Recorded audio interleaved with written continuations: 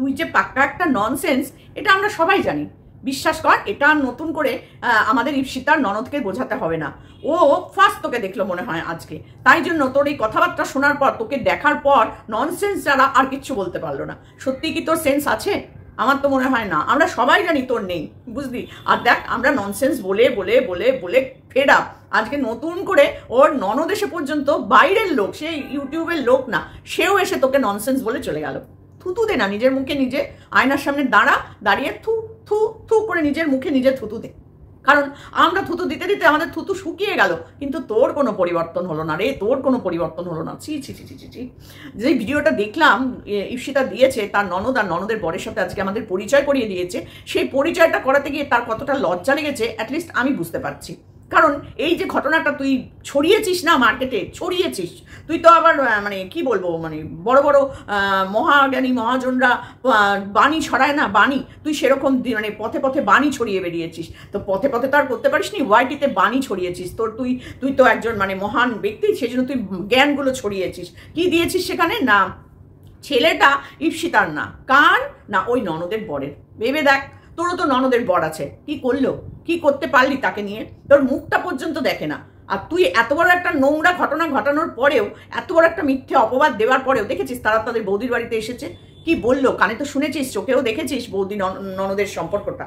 কিভাবে দেখলি সমস্ত প্রোগ্রামটা, কিভাবে তারা সারাদিন বাড়িতে কাটালো। বৌদির সাথে যদি তার বরের রিলেশন থাকতো, তাহলে কি আজকে এইভাবে বৌদির বাড়িতে এসে বৌদির সাথে এইভাবে, তার ছেলে মেয়েদের সাথে এইভাবে কাটাতে পারতো? তুই নিজে পারিস তোর ননদের সাথে, ননদের বরের সাথে এইভাবে একটা দিন কাটাতে? পারিস না। তার কারণ তোর আবার ওইদিকে আবার ইন্টুকুলুকুলু ব্যাপারটা আছে। লোকে যখন বলে তখন তার পেছনে নিশ্চয়ই কোনো কারণ থাকে, তাই না? কেন তোর ভাগ্নেকে নিয়েই বলা হলো, তোর অন্য কাউকে নিয়ে কেন নয়? তাহলে নিশ্চয়ই সেখানেই কোনো ব্যাপার আছে, তাই না?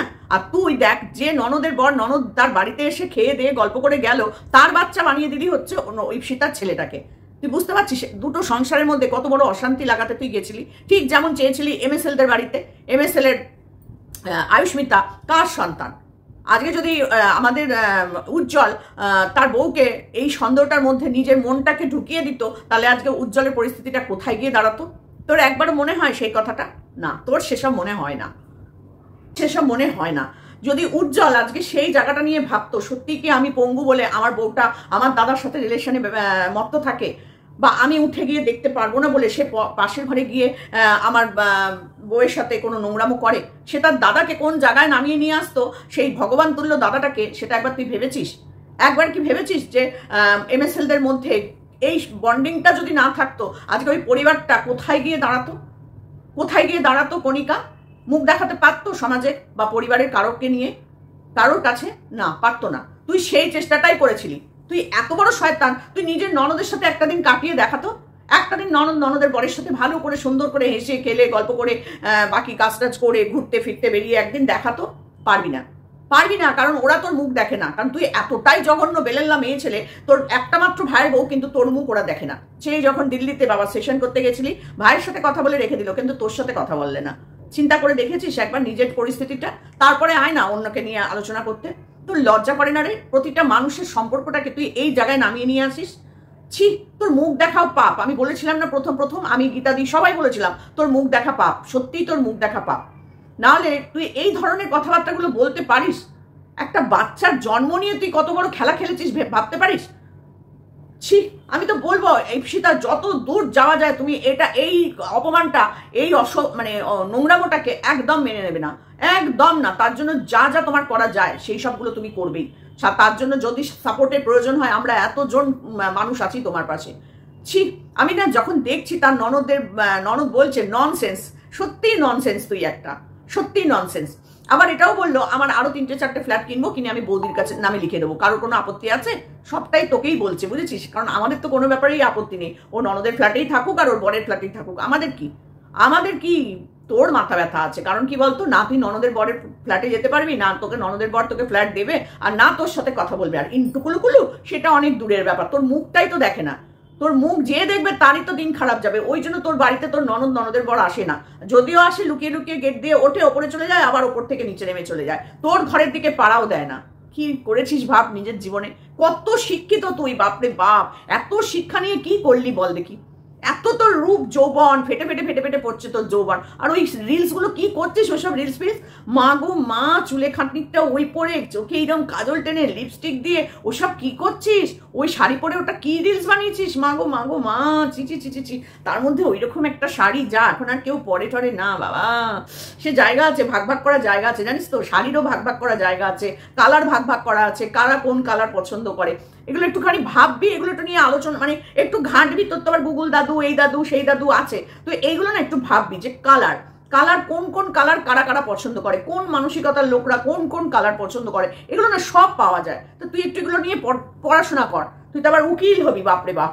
কোন গাছের ডালে ডালে যে কুকু কুকু করে ঘুরে বেড়াবি, এইটা নিয়ে আমি খুব চিন্তায় আছি, বিশ্বাস কর। কারণ কার ঘরে কখন কোথায় ঢুকে তুই কু করে একটু গেয়ে আসবি, এটাই আমি চিন্তায় আছি বাবা, সত্যি। তুই দেখ, তুই নিজে কোনোদিন কোনো ভালো একটা কাজ করেছিস? কোনো ভালো কাজ করেছিস তুই? টিয়াকে নিয়ে টিনাকে নিয়ে যে বলতে বসে পড়িস, আমাদের মামন, আরে সরি এই যে মন্দিরাকে নিয়ে এই যে তুই কথাগুলো বলতে বসেছিস, তুই কোন ভালো কাজটা করেছিস একটা দেখাতো। তোর এতদিন ইউটিউব জার্নিতে তোর একটা ভালো কাজ তুই দেখা, যে না আমি কোনো গরিব দুঃখীকে একদিন খাইয়েছি, না কোনো শীত বস্ত্র দান করেছি, না কোনো আমার জন্মদিনে গিয়ে আমি কোনো গরিব দুঃখীকে খাওয়ালাম, বা কোনো অনাথ আশ্রমে গিয়ে বাচ্চাদের সাথে একটা দিন কাটিয়ে এলাম। করেছিস? পারবি না করতে। ওইসবের জন্য না আলাদা একটা মন মানসিকতার দরকার হয়, যেটা তোর মধ্যে নেই, যেটা তোর মধ্যে একদমই নেই। তোর মধ্যে মন বলে কোনো জিনিসই নেই। তুই আবার বলতে বসেছিস যে আর কারোর ভালো করবো না, আর কারোর, তুই কার ভালো করেছিস বলতো? তুই যে কাজটা করে নিজেকে বিশাল মনে করলি, আর তোকে যারা এই ঘটনাটায় সাপোর্ট করেছে, এই ইপসিতার ছেলেকে নিয়ে যে নোংরামো কাজটা তুই করলি, আগেও করেছিস, আবার সেটার পুনরাবৃত্তি এখানে এসে করছিস। ননদকে নিয়ে, মানে ননদের বরকে নিয়ে দিনের পর দিন নোংরা কথা বলে গেছে, ইপসিতাকে নিয়ে, ইপসিতার ননদকে নিয়ে।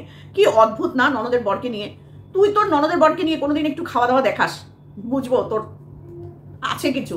নেই রে, নেই। তুই খালি অন্যের ননদদের দেখবি। এই যে দেখ, MSL এর ননদের বরকে নিয়ে আসতো, খাওয়াতো, রান্না করে দিত, চাকরানি বানিয়ে দিয়েছিলি। বড় চাকরানি, ছোট চাকরানি আসে, এসে রান্না করে দেয়, এই করে সেই করে খায়। আর ওর ননদের বরটা হচ্ছে কি জানো, কি একটা যেন বলেছিলি, একদম নোংরা আর কি, মানে জামা কাপড় সারা ঘুরে ঘুরে বেড়ায়, হাফ প্যান্ট পরে ঘুরে ঘুরে বেড়ায়। যখনই মামনি ক্যামেরা অন করে তখনই ওর বর ঘুরে ঘুরে করে বেড়ায়, মানে ঘোরাফেরা করে খালি গায়ে, মানে বেলের নচ্ছার কিসব যেন তুই বলেছিলি একদম। তোর মনে হয় না যে তুই অন্যের ননদের বরকে নিয়ে বলছিস? তোর ঘরেও একটা ননদের বর আছে, হ্যাঁ? তাদেরকে নিয়ে যখন কোনো কথা বলা হয় তখন সেটা সহ্য করতে পারিস না। তুই একবার নিজে ভেবে দেখ, তখন সহ্য করতে পারিস না। নিজের ঘরেও তো একটা বোন আছে, তো সেই বোনটার জন্য কি করছিস, কি ভাবছিস তুই? কিচ্ছু না, তোর চিন্তা ভাবনাই নেই ওকে নিয়ে। লোকের বাড়িতে বোন থাকলে চিন্তা ভাবনা করে, আমি শুধু অবাক হয়ে যাই দেখলে পরে, সত্যি বলছি, পুরো অবাক হয়ে যায় যে অন্যের ননদের বরকে নিয়ে পড়ে আছে দিন রাত্রি। তার ননদের বর কেন আসে না তার বাড়িতে? একবার তোমরা যারা ওকে সাপোর্ট করো, এই যে বাপরে বাপ, তোমরা তো মহান জ্ঞানীগুণী ব্যক্তি, ওকে সাপোর্ট করো, তোমরা একবার ভেবেছো, দেখেছো নিজেরা চিন্তা করে যে ওর নন্দাই কেন ওর বাড়িতে আসে না? আজকে ইপসিতা তার ননদের বরকে একদম চোখের সামনে নিয়ে এসে পরিষ্কার করে দিয়েছে তাদের সাথে তার সম্পর্কটা। ও পারবে? ওকে নিয়েও তো একটা নোংরা কথা উঠেছিল, ওর ননদের ছেলেকে নিয়েই তো নোংরা কথাটা উঠেছিল, তাই না?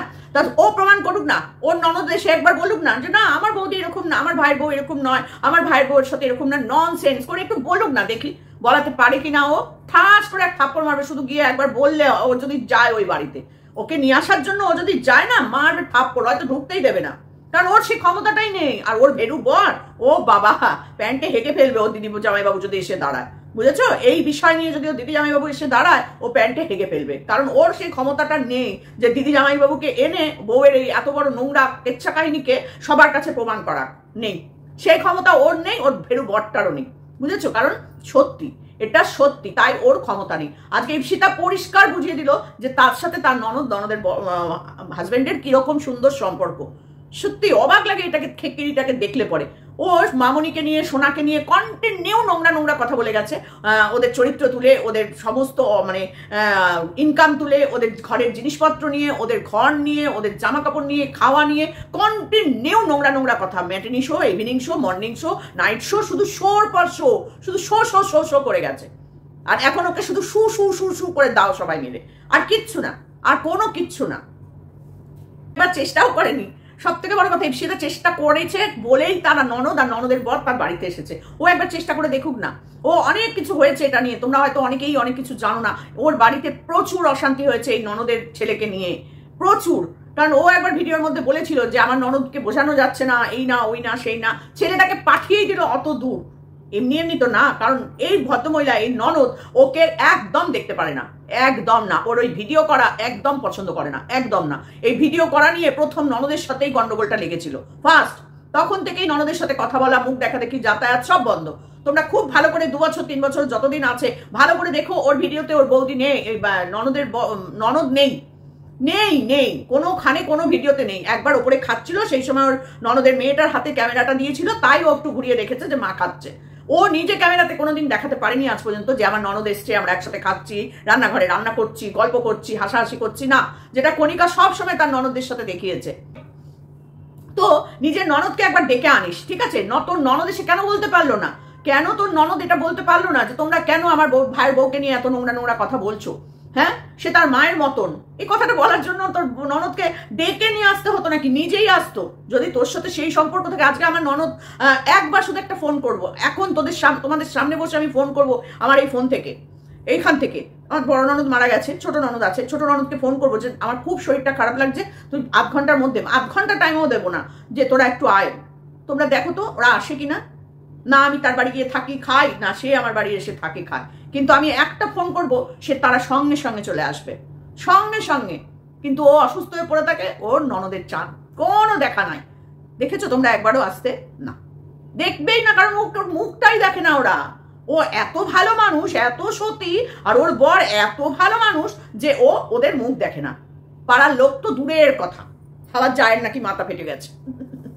ওর মাথা ফেটেছে, ওর জায়ের মাথা ফাটবে না? একই তো ব্যাপার।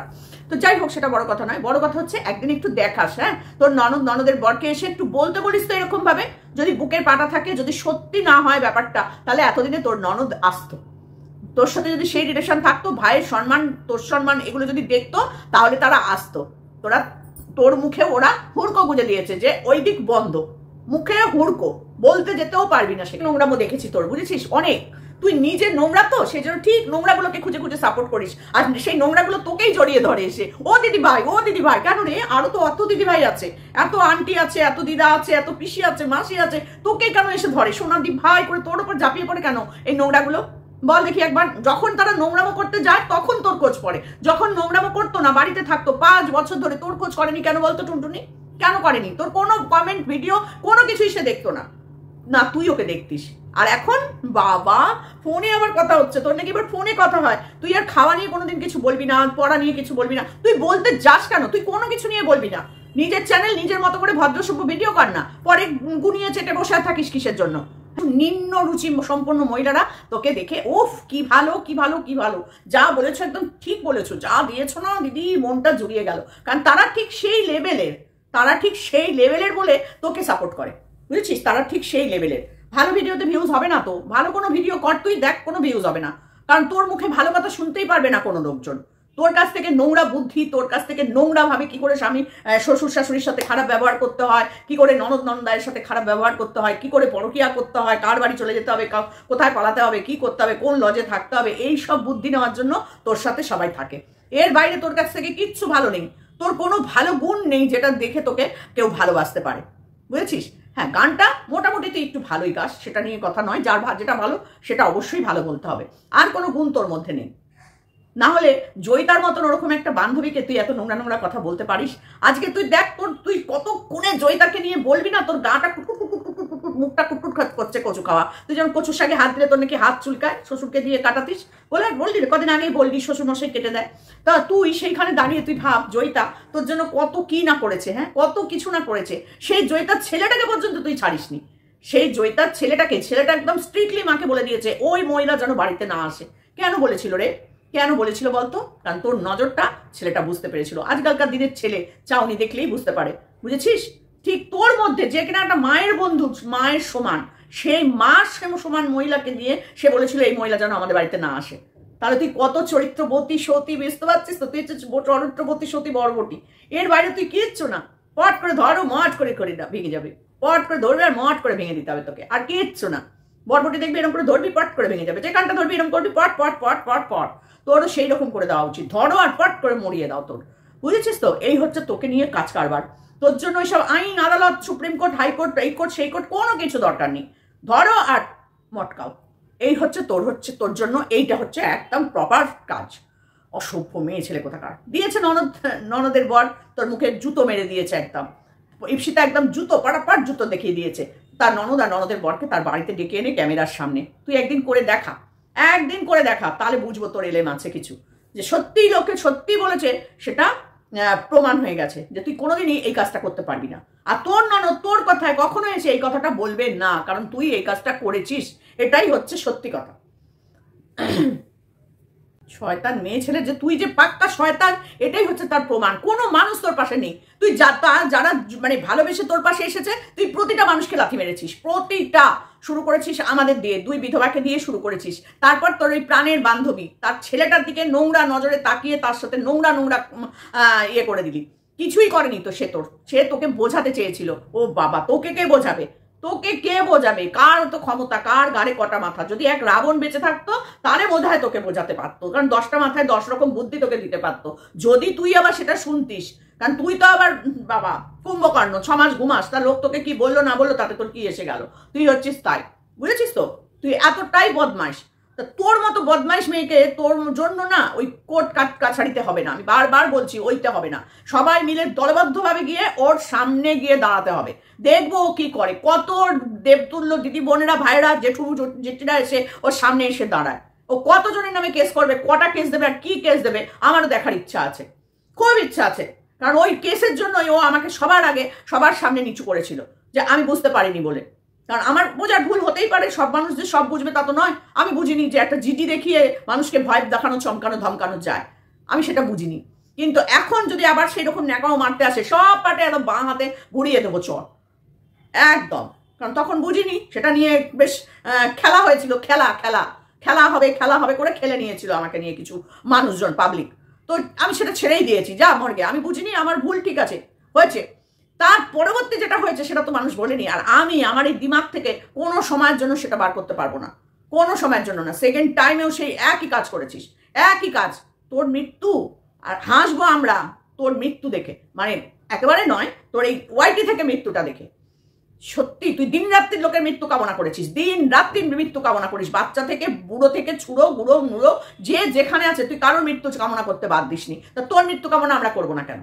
কেন করবো না? তুই যদি বেরিয়ে যাস, অনেক মানুষের এই নোংরামোটা না দেখা আর বলা বন্ধ হয়ে যাবে। তোকে সাপোর্ট করে যারা ভিডিও বানায়, তোর মতো নোংরা ভিডিও যারা বানায়, তারাও ভয় পাবে যে না বাবা, আর এই নোংরা ভিডিও করবো না। ছি, ভাবতে অবাক লাগে যে তুই নাকি একটা শিক্ষিত মেয়ে, একটা শিক্ষিত বংশে এসে পড়েছিস, যে বংশটার একটা নাম আছে, যেটা মাস্টারমশাইয়ের বাড়ি, সেই বাড়ির বউ এত নোংরা। ছি, ভাবতে অবাক লাগে রে, ভাবতে অবাক লাগে। কত রেসপেক্ট করে তোর শ্বশুরকে, আর সেখানে তার ছেলের বউকে দেখলে হাসে, রাস্তায় বেরোলে বলে ওই পাগলি যাচ্ছে, নোংরা মেয়ে ছেলে যাচ্ছে। বুঝেছিস? তোর এই অবস্থা, তোর অকাত, এটা তোর হচ্ছে অকাত। বাপরে বাপ, ছি, তোর মুখটা দেখার পাপ বলেছিলাম, এখনো বলছি, ভবিষ্যতেও বলবো, তোর মুখটা দেখাই পাপ। সেই জন্য তোর শ্বশুর শাশুড়ি একেবারে ওপরে গ্রিল গেট বানিয়ে দিয়েছে, যাতে তুই ওপরে না উঠতে পারিস, তুই আর তোর পোষ্য ওপরে না উঠতে পারিস, সিঁড়িতে আর গ্রিল গেট লাগিয়ে দিয়েছে। বুঝেছিস তো? ওই জন্য। তো চল বন্ধুরা, এখানেই শেষ করলাম, পরে আবার আসছি তোমাদের কাছে।